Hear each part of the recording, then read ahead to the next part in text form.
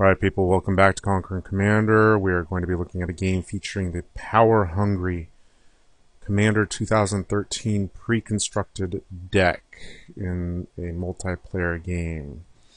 I'll put a link to the article that I write about this deck, giving some of my thoughts and impressions on the deck, but we're just going to take it for a spin here and see how it does in multiplayer. So let's take a look at our opponents here. First up, we have Linvala, Keeper of Silence. Linvala is a problem for me because my main sacrifice outlet is Prosh, and I wouldn't be able to activate his sacrifice ability. So that's definitely something I need to keep in mind and be a little worried about. Next up, we have Rith the Awakener, who usually has a strong token element. Big flying dude. I'm not really worried about flyers per se, but he can be problematic if he gets out of control. Finally, we've got Heliod, God of the Sun, who can pump out tokens and give dudes vigilance. So we've got two mono white decks, which means that we should probably expect at least a couple of different wrath effects. Taking a look at my hand, I've got 1, 2, 3, 4, 5 lands. And Viscera Seer and Jar of Eyeballs with Colony Garden. I'm pretty happy with this, so I decided to keep. Let's move all this down over here. Linvala starts off with the first turn land tax, which is always good. Heliod has first turn Elixir of Immortality. Rith has a first turn Soul Ring. Okay, so this is an issue. Stop here real quick. Linvala only land taxes for one land, and and then it looks like he plains cycled his Eternal Dragon. So, you know, the question is typically, well, if you have an early land tax, do you land tax for all the lands you can and then just discard them? Or do you just get one at a time or whatever's necessary? Typically, I go for as many as I can, but sometimes it just doesn't feel right to do that. I think most people will agree that the quote-unquote correct play is to land tax for as many as you can until you empty it out, because you're going to be thinning out your deck as well as hitting your land drops. But I know that there's been plenty of games where I haven't land taxed for everything I can. Usually, you know, if I've done it once or twice, I just don't want to thin my deck out that much. I still want to be able to hit some land drops, so I'll just do one or two at a time. Talk in the comments about that. What do you guys think about land tax and using it like that? So I go ahead and Viscera Seer on my second turn. Heliod sacrifices the Elixir just to gain some life. Rith plays Chromatic Lantern to help out with his land issues. Linvala is actually ahead in the mana department.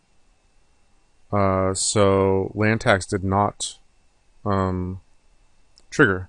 I have Goblin Bombardment, so now I'm happy that I've got another sack outlet, and just because I can, I attack Rith for 1.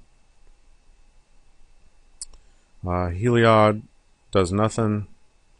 Rith searches up a Plains and then plays Juniper Order Druid, or Ranger, so he's definitely going the token route. Here's another fun card. Linvala plays Endless Horizons. This is actually a pretty decent card, especially in mono white, because it makes sure that you hit your land drops, number 1. And number 2, it also thins out your deck. You never want to get all your lands out unless you're truly desperate, but I think he only goes for like 15 or so lands here.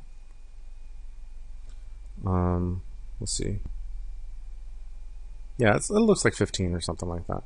There's always the possibility that somebody blows it up, and then you lose all those lands because they're all exiled. I play my Jar of Eyeballs. I draw into Primal Vigor. I'm worried about playing that, especially when Rith's out there. And then Heliod, who can make a bunch of tokens as well. And I go ahead and attack Linvala. Linvala also has sort of like an enchantment theme here, you'll see. Heliod oblations the Endless Horizon. So, you know, and then plays Expedition Map. Yeah, Oblation's a little rough, but, you know, he still has land tax. out there, so it shouldn't be that big a problem for him. Let's see. Rith plays his commander. He becomes a 7/7, and then attacks Heliod. Linvala plays Core Cartographer to help out with the mana. And that's it. I play another land, and I attack Heliod with my Viscera Seer. Part of the problem is that there's no real, like... Oh, and I use Expedition Map or something. Basically, I'm drawing kind of duds right now. It's a bunch of land and nothing else, really. So next turn, I'm planning on playing Prosh, and then going to try and start beating down. Heliod plays his commander and drops another land. Rith attacks me and makes a bunch of Saprolings. And this makes Juniper Order Ranger real big. The Ranger becomes an 8/10. Linvala plays Sphere of Safety. So yes, Linvala is definitely an enchantment-based deck. I draw into Sek'Kuar. Part of the problem with Sek'Kuar is that you've got to kill off non-token creatures. And Prosh is pretty good at making token creatures, so it doesn't help out that much. I go ahead and attack Heliod again. Heliod's at like 41 or something, so it's not like it matters. And then I play Prosh.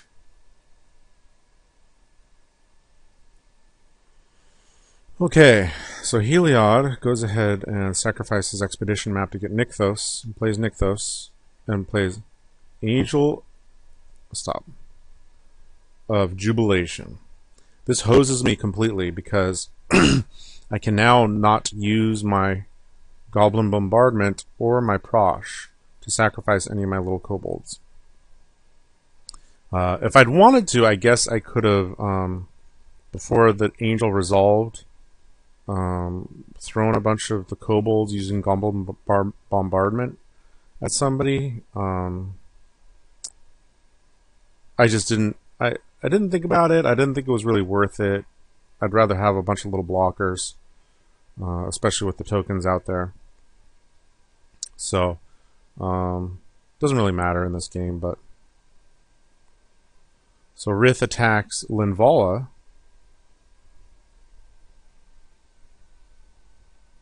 paying for the Sphere of Safety with Soul Ring, and then busts out a whole bunch more Saprolings. Because he picks red and makes Juniper Order Druid real big. Keep going. There we go. This replay worked a minute ago, so it better work now. Making the Druid a 17/19. So now land tax triggers. He grabs all three. He plays Linvala. And Linvala doesn't... I mean, with Angel of Jubilation out there, Linvala is just a duplicative, against me at least, so it doesn't really matter. But he also plays Righteous Aura, which is an old school Visions common that's actually not bad. You know, you can basically pay 2 life to prevent damage. One thing you have to realize is that this enchantment does not target. Target does not appear on this.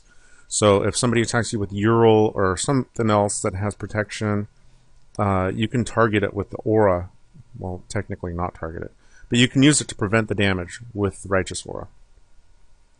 It's a cool old school card that's worth knowing about. He ends up discarding... Stop. He ends up discarding Daybreak Coronet and Holy Mantle. So he's planning on like just enchanting the crap out of Linvala, essentially. I don't attack anybody because I don't want to get hit by Rith, and there's already 2 other flyers out there. If I'd wanted to, I guess I could have attacked Angel of Jubilation or Heliod to make him block with the Angel. But that doesn't really matter to me. First, he plays Light from Within. There's some fun cards getting played here. Which is going to make the Angel 6/6. And then he plays Crovax. Ascendant Hero, which kills off all my little kobolds. But it does, you know, pump my Jar of Eyeballs here.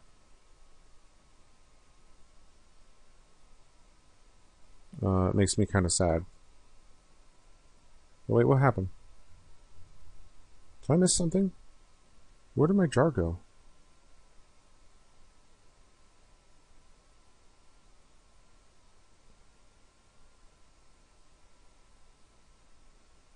Something happened to my Jar of Eyeballs. What happened? Oh, he cast Artifact Mutation on it. I was wondering. There's Artifact Mutation. So that I couldn't use my jar. I was wondering why I didn't use my jar. So Rith cast Artifact Mutation on it. But all those dudes died. So Rith is going to go ahead and end the game now with Overwhelming Stampede. Stop.